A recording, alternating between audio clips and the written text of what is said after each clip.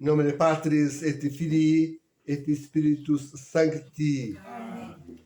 Estamos então, caríssimos, na segunda-feira da segunda semana, depois da Epifania, celebrando São Paulo, o eremita. Então,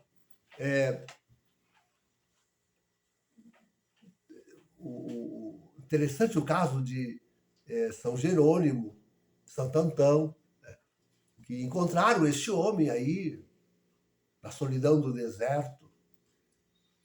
E se não o tivesse encontrado, e quem sabe quantos já, simplesmente teria vivido e morrido.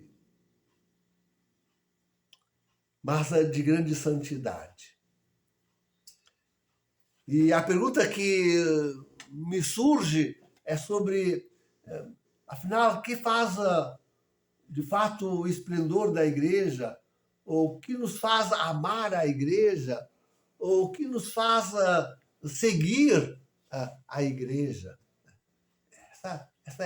Essas são as questões que surgem deste encontro, do encontro dessa pérola preciosíssima e solitária lá no deserto.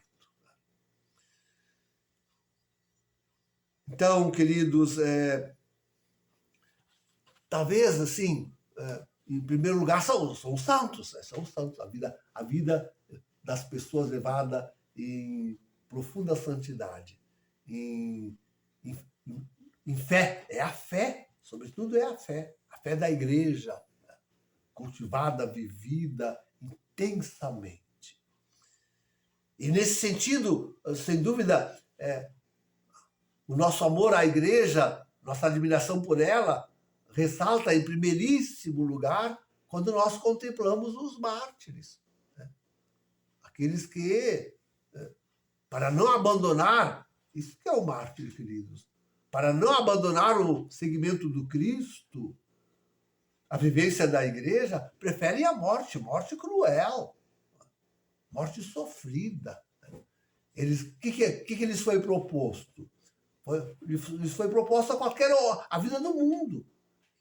E há tantos, agora fico lembrando de algumas mulheres que prometeram um casamento com príncipes, com reis. Mas elas tinham prometido seguir o Cristo e somente a eles. E preferiram dar a vida em morte cruel, crudelíssima.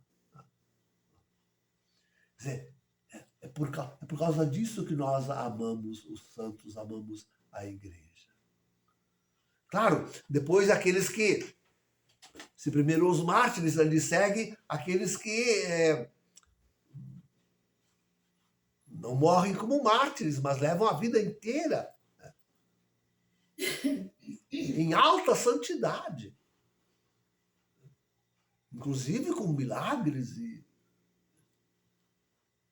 testemunhos assim de caridade imensa, de dedicação ao serviço dos outros, ao serviço da igreja, de dedicação no socorro aos doentes, na educação, levando uma vida evangélica. Santos. Entre esses, sim, em primeiro lugar, ressalta aqueles que levam uma vida apostólica, isto é, que gastam a sua vida, e tantos levados ao martírio por causa disto, que gastam a sua vida peregrinando neste mundo para a pregação do Evangelho.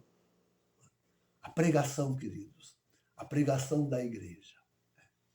A pregação da igreja, sem dúvida, é aquilo que abala o mundo, de forma positiva, claro, que sacode este mundo da sua torpeza, que coloca uma grande interrogação a este mundo sobre os seus descaminhos.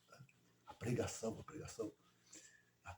apostólica, começou assim, com a pregação apostólica.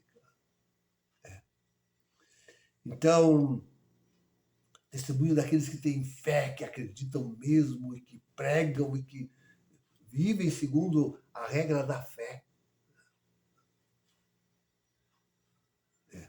Esse testemunho verdadeiramente de pregação, esse testemunho apostólico, a pregação da igreja. Então, sim, com certeza, ressalta, ainda se segue a isto, a vida comunitária, a vida em torno de diocese, começa assim, como em torno de diocese, em torno de um bispo, em torno de uma paróquia, ao redor de uma paróquia, de uma capela. Ali que está a igreja, ali que nós identificamos a igreja. Aqueles que vão ouvir a pregação, aqueles que vão receber os sacramentos, aqueles que procuram moldar a própria vida, lutam para moldar a própria vida no segmento da pregação que ouvem aí, na diocese, na catedral, no caso, na paróquia, na capela. A gente ama a igreja e sente a igreja presente. Sim, em primeiro lugar, é ali onde se oferece o culto. Quanto a missa é importante, queridos. A adoração eucarística, a missa. Como é importante a presença de Cristo na Eucaristia. Marcou desde o início, fortemente, a vida cristã. É isso que atraiu os homens. E porque a igreja chegou ao máximo da sua celebração eucarística, que é naquele rito que nós estamos celebrando. Né? Cercada, nós não usamos incenso, mas cercada de todo o cuidado, de toda a devoção, toda a harmonia, belíssimos altares. Né? Cerimônia riquíssima. Como eu gostaria de que realmente tivéssemos todos os ministros, diácono, subdiácono, os ministros todos, os paramentos, tudo para caprichar no louvor de Deus, os paramentos bem ordenados, bem feitos. Quanto surgiu na comunidade, foi surgindo gente que caprichava, que fazia e que harmoniosamente compunha altares e todos os cuidados para a celebração da Santa Missa, toda a devoção para a adoração eucarística. É por isso que insisto tanto em que usem a cogula, para todos estarem, como diz aquele salmo, nós rezamos de vez em quando ele, adorando a Deus com ornamentos sagrados, com paramentos sagrados. Bem isso. É isso que atrai, que chama a atenção do mundo, que faz com que o mundo conheça a igreja, identifique nesse mundo a igreja. Sem dúvida nenhuma, é a Eclésia de Eucaristia, como escrevia João Paulo II. Igreja de Eucaristia. Aqui está a igreja, em torno do sacerdote que oferece o santo sacrifício com toda a piedade, toda a devoção, com toda a contrição. Como marcou o mundo essa palavra meia culpa. O meia culpa. E aqui passo a um aspecto que hoje está tão perdido, que é o da penitência. A vida penitencial, isso marcou muito o que é São Paulo, nessa vida de solidão. Sobressai, sobretudo, a penitência. O jejum. Hoje nosso jejum é tão pobre. Sexta-feira Santa, quarta-feira Santa e sexta-feira Santa. Tão pouco, tão pobre. A abstinência, nem sabemos, nem fazemos mais. Não se faz mais. Só no dia de jejum. Mas todas as penitências que se faziam, a penitência universal, se olhar ali naquele quadro onde tem ali os principais pontos que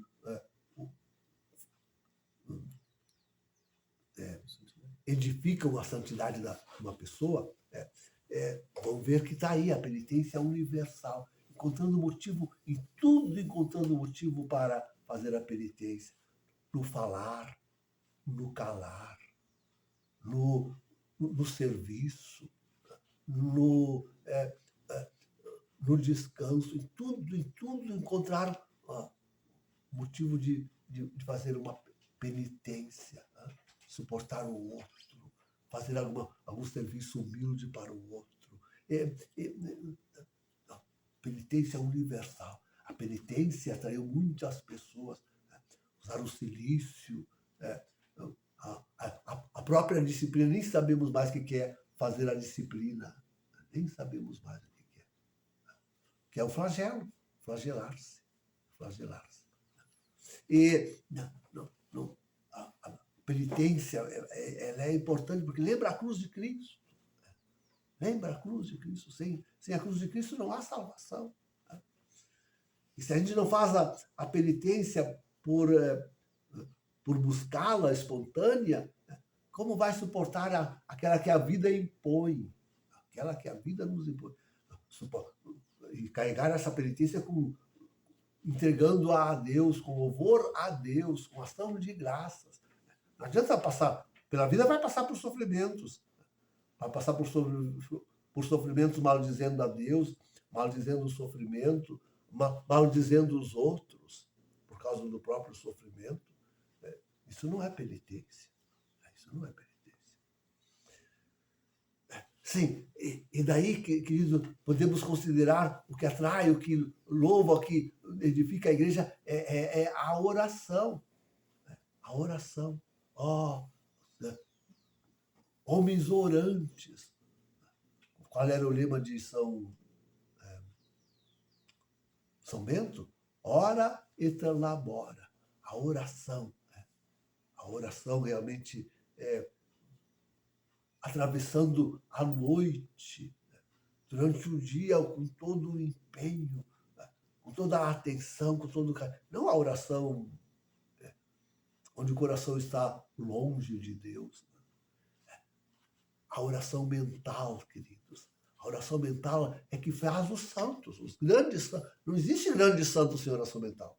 A oração mental é a única verdadeira oração. Se vão ver as minhas palestras sobre oração mental, entenderão isto.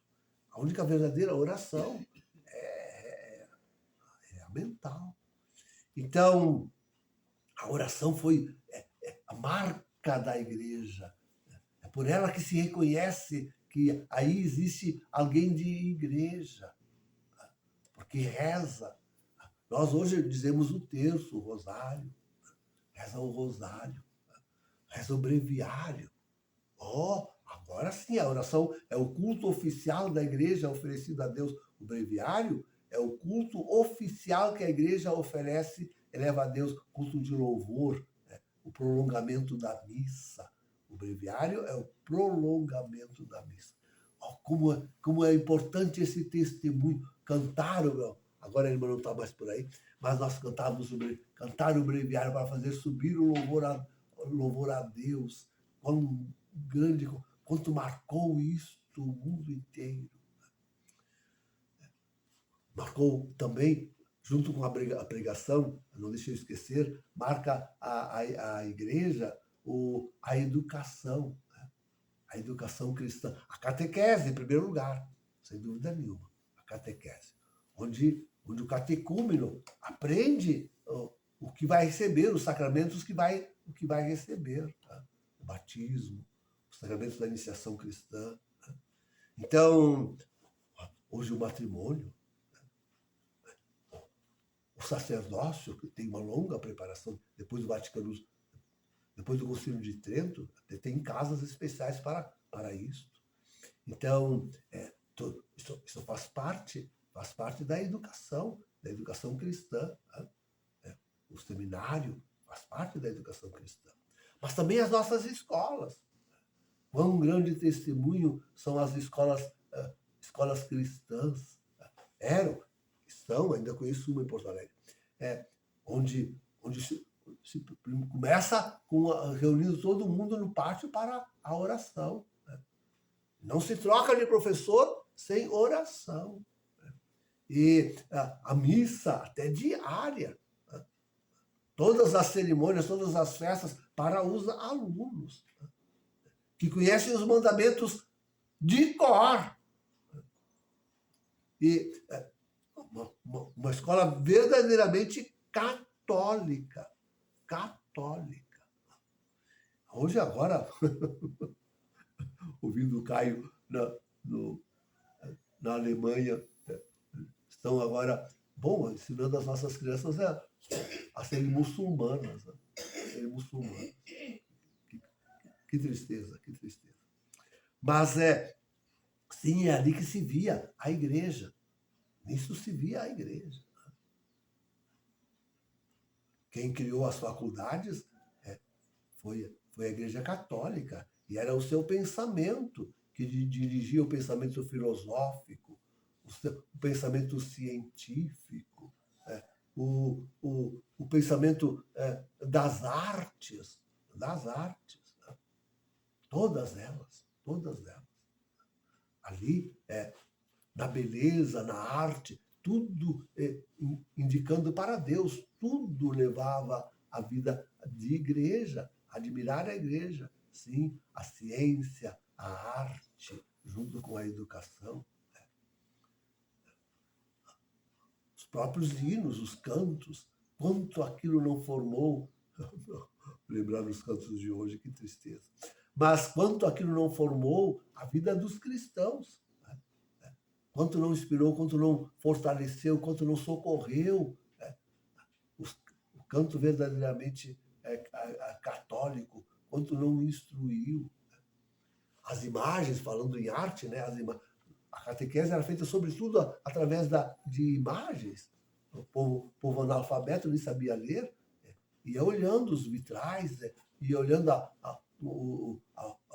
os santos como eram esculpidos, e ali iam aprendendo o valor e o que era a vida cristã, a vida católica. É assim que se vai aprendendo. Hoje, nossa pobre arte, pobre filosofia, pobre ciência, tudo colocado a serviço do demônio, do espírito do mal. Mas era em tudo isso que a gente via a igreja presente no mundo. A igreja estava presente no mundo. Pela vida disciplinada, pela fé, pela religião. A lei da fé, a lei da religião, a lei da oração, a lei da caridade. Né? A lei da caridade. Então, queridos, víamos estes homens, sim, não posso esquecer, não. O testemunho dos religiosos, das religiosas, né? Nos mosteiros, nos conventos, aqueles homens e aquelas mulheres dedicados a muitos serviços, mas em meio e envolvidos em profunda oração, verdadeira serviço de caridade, recolhimento, num testemunho inusitado. Sim, a vida religiosa. Ali a gente via a igreja, né? Naqueles edifícios, né? Naqueles irmãos, naquelas irmãs, né? Naquele serviço, né? De roça, tantas vezes. Né? Era ao redor dos mosteiros que se fazia o cultivo para o sustento da comunidade, do povo. Claro que não pode passar, sobretudo, de forma particular, a vida familiar. Pais verdadeiramente cristãos, piedosos, que chamavam os filhos desde tenra idade. Ensinavam a fazer o sinal da cruz, a rezar. Hoje, chega na catequese, as crianças não sabem fazer o sinal da cruz. Que terrível. Mas era na família, sobretudo na família, que a gente podia ver a existência da igreja. E que casas piedosas, cheias de imagens de santos, hoje não tem mais. Cheia de oração, jamais ir dormir sem pedir a bênção. É religioso isso, pedir a bênção. Os pais verdadeiramente educando e exigindo as coisas em nome de Jesus. Tem que fazer isso por causa de Jesus. Não pode fazer aquilo por causa de Jesus. A família, o pai, a mãe, como testemunho de gente de oração, de gente de penitência, de gente de igreja. Que vai a mim. Deus nos livre a mim, o domingo sem missa. Se vai de pé descalço. Chega lá, lava os pés, bota o sapato. E a roupa melhor é aquela da missa.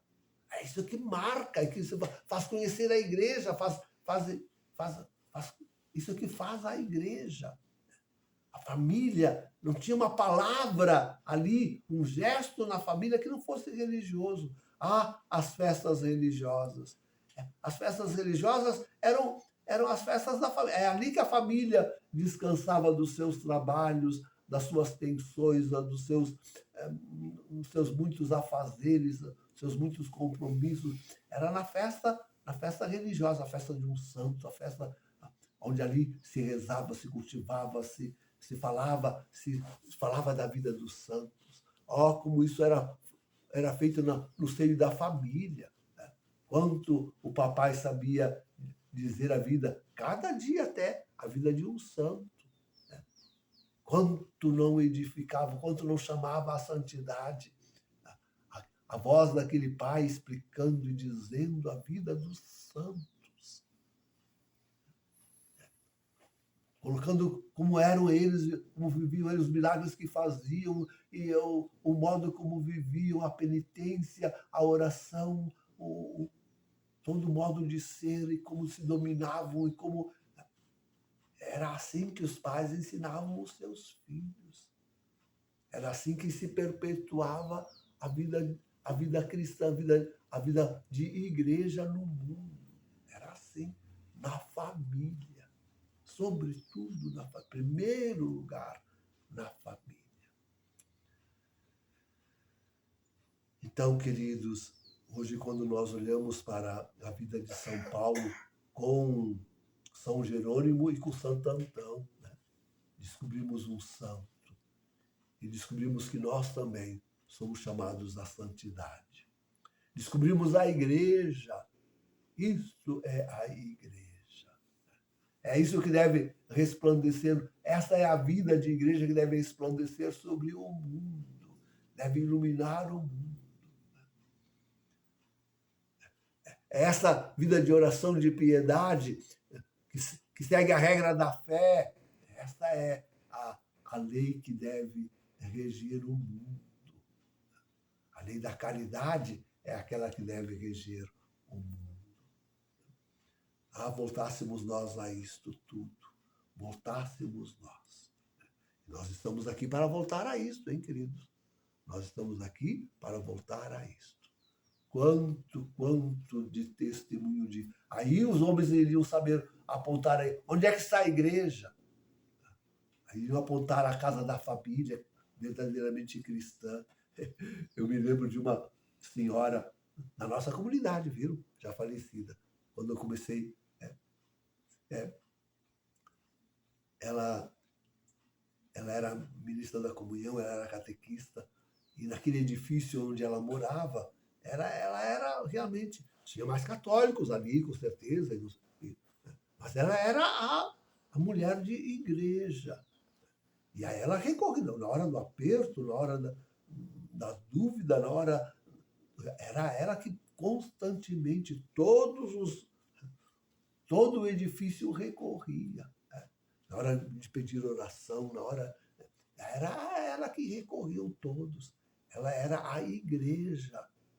Aquela mulher era a igreja naquele edifício. Todo mundo sabia. Tinha que ir lá falar com ela. Era assim, era assim. Nós devemos ser aqui um sinal de igreja.